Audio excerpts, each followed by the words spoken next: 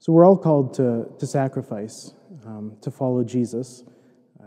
He took up his cross and went to crucifixion, and he asks us to take up our crosses as well. Servant leadership is the way that Jesus led, and it's the way he asks his followers to lead.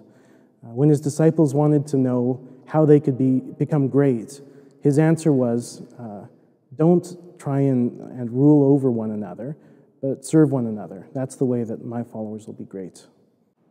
In some situations, he took control of everything, but then in others, he was willing to do jobs that were seen as beneath him, washing people's feet as we do every Holy Thursday. But so he was willing to take on whatever role was necessary, be it or leading or serving.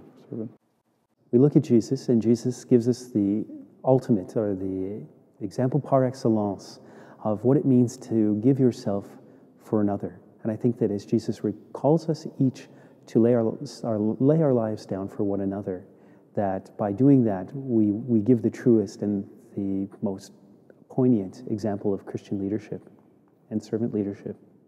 Well, servant leadership is difficult because it goes against our, what we're tempted to think is our human nature, but it's our fallen nature, right?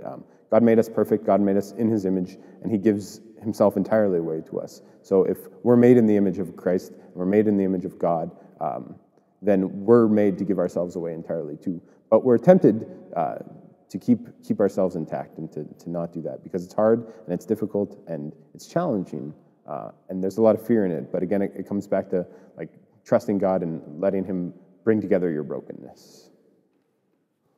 To serve, not to be served. So the priest is as well. He will be the one come to serve God and serve his people. I define servant leadership as the taking of our responsibility seriously to give of ourselves unreservedly, whether that be to sacrifice monetarily, maybe personally through our time and our resources and our talents. I think that we're called to utilize all at our disposal for the building up of the kingdom of God. A priest works in tandem with the laity because he also has to do that. A priest isn't made perfect at his ordination. A priest is made into a person who can give Christ to other people. He still has a lot of work to do in the interior of his own heart. And